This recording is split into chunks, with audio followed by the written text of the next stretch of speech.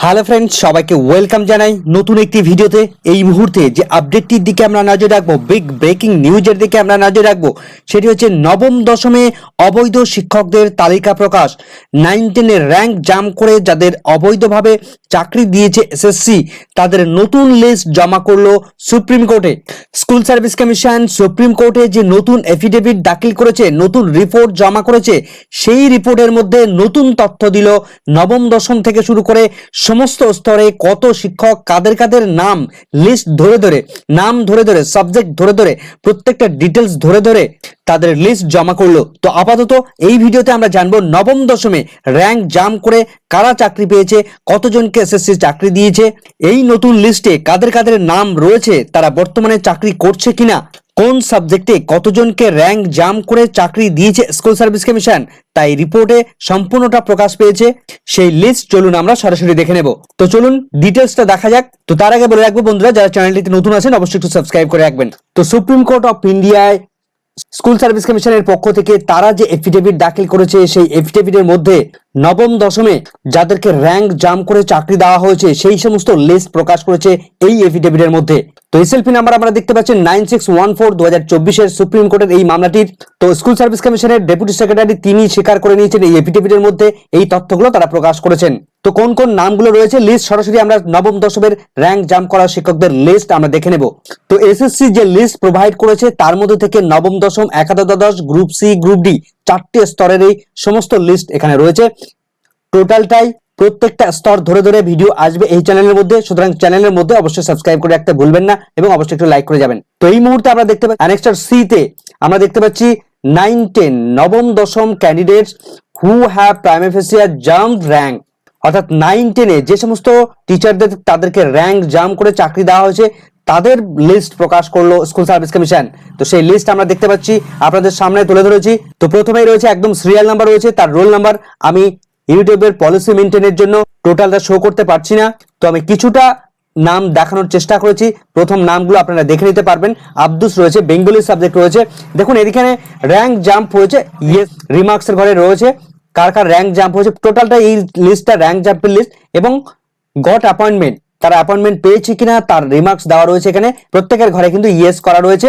তো এইভাবে নামগুলো কিন্তু রয়েছে, টোটাল রোল নাম্বার রয়েছে এখানে, আপনার নামগুলো দেখতে পাচ্ছেন। লাইফ সায়েন্স রয়েছে, ইয়েস এখানে তাদের র্যাঙ্ক জাম্প হয়েছে এবং তারা গট অ্যাপয়েন্টমেন্ট, অর্থাৎ তাদেরকে চাকরি দেওয়া হয়েছে বা অ্যাপয়েন্টমেন্ট দেওয়া হয়েছে। তো কতজন পর্যন্ত আছে লিস্ট আমরা দেখবো। তো সাবজেক্টগুলো আপনারা দেখে নিতে পারবেন যে কোন সাবজেক্টে সব থেকে বেশি পরিমাণে র্যাঙ্ক জাম্প করে চাকরি দেওয়া হয়েছে। Mathematics, life science, Bengali, life science, Bengali, পরপর আপনারা দেখে নিতে পারবেন যে আপনার সাবজেক্টে সব থেকে বেশি পরিমাণ কোন সাবজেক্ট রয়েছে। লাইফ সায়েন্স, হিস্ট্রি, আবার লাইফ সায়েন্স, ম্যাথমেটিক্স, এরকম ভাবে সাবজেক্টগুলো কিন্তু বাড়তে থাকছে। তো আমি পরপর একটু নিচে নামিয়ে যাব, তো আপনারা সাবজেক্টগুলো দেখে নিতে পারবেন এবং নামগুলো শুধু নামটাই দেখতে পাবেন, আর টাইটেলটা আমি ঢেকে রেখেছি। নাম এবং সাবজেক্ট দেখে আপনারা কিছুটা আইডিয়া করতেও পারবেন। সেকেন্ড পেজে চলে এসেছি, 29 নাম্বার এখান থেকে শুরু হয়েছে, এমডি দিয়ে শুরু হয়েছে। এখানে ম্যাথমেটিক্স সাবজেক্ট রয়েছে, এমডি দিয়ে যাদের যাদের নাম শুরু হচ্ছে তাদের এখানে নামগুলো রয়েছে। এখানে 4টি ম্যাথমেটিক্স পরপর রয়েছে। এখানে হিস্ট্রি রয়েছে অনেকগুলো, 4টি, এখানেও হিস্ট্রি। ইংলিশ রয়েছে মেহেরুন, মিনা, মোস্তাফা, মৌমিতা, নন্দিতা, নিজারা, নাজিরা, নীলমণি, পায়েল, পুরবিতা। সাবজেক্টগুলো আমরা দেখতে পাচ্ছি। এখানে জিওগ্রাফি রয়েছে, mathematics, English, life science, mathematics. তো একটু নিচের দিকে নামিয়ে দিচ্ছি, আরো দেখা যাবে এই পেজের বাকি অংশটুকু আপনারা দেখে নিতে পারবেন। রাহুল, রমজান, রতন, রতীশ, রিয়া, রশ্মি, রুনার দুটো নাম রয়েছে, সমীরন, শর্মা, সেকেন্দার, শক্তি। জিওগ্রাফি সাবজেক্ট, হিস্ট্রি, এখানে সাবজেক্টগুলো আমরা দেখতে পাচ্ছি। পরের পেজে চলে যাব আমরা। তো পরের পেজে চলে এসেছি, এখানে নামগুলো আপনারা দেখতে পাচ্ছেন। শ্যাম রয়েছে, শ্যামল রয়েছে হিস্ট্রি সাবজেক্ট থেকে, সিদ্দিক রয়েছে ম্যাথমেটিক্স থেকে, ইনসান রয়েছে হিস্ট্রি থেকে, স্মৃতি রয়েছে বেঙ্গলি থেকে, স্নেহাশিস রয়েছে ইংলিশ থেকে, শুভাশিস ম্যাথমেটিক্স থেকে, সুচস্মিতা রয়েছে হিস্ট্রি সাবজেক্ট থেকে, সুদর্শনা লাইফ সায়েন্স থেকে, সুলতানা রয়েছে ফিজিক্যাল সায়েন্স থেকে, তাপসী আছে ইংলিশ সাবজেক্ট থেকে, তুষার রয়েছে জিওগ্রাফি সাবজেক্ট থেকে। তো এটা আমরা দেখছি র্যাঙ্ক জাম্প করে নবম দশমে যে সমস্ত শিক্ষকদের চাকরি দেওয়া হয়েছে তাদের লিস্ট, এরা অবৈধ অযোগ্য শিক্ষকদের লিস্ট এই এসএলপি তার যে এফিডেভিট স্কুল সার্ভিস কমিশন তারা সুপ্রিম কোর্টে জমা করলো, তার লিস্ট আমরা দেখতে পাচ্ছি। এই লিস্টগুলো, এই নামের তালিকাগুলো সুপ্রিম কোর্টে তারা প্রকাশ করেছে এবং জমা করেছে। এদের চাকরি কিন্তু বাতিল হওয়ার সম্ভাবনা প্রবল রয়েছে, যেহেতু অযোগ্যদের লিস্ট সরাসরি তারা সুপ্রিম কোর্টে জমা করেছে।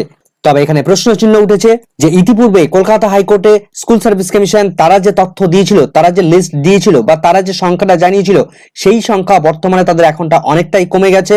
সেক্ষেত্রে এই যে এফিডেভিটটা তারা জমা করেছে সেখানে ওএমআর ইস্যু দেখা যাচ্ছে না বললেই চলে। শুধুমাত্র র্যাঙ্ক জাম্প এবং আউট অফ প্যানেল এই দুটো ক্যাটাগরির যে সমস্ত টিচারদের চাকরি বাতিল হয়েছে বা অবৈধতা লক্ষ্য করা গেছে তাদের নাম এখানে প্রকাশ পেয়েছে। তো প্রত্যেকটা স্তরের, অর্থাৎ নবম দশমে, একাদশ দ্বাদশে, গ্রুপ ডি, গ্রুপ সি, প্রত্যেকটা স্তরে 4টে স্তরের 2টি বা 3টি করে তাদের ডুপ্লিসিটি হয়েছে।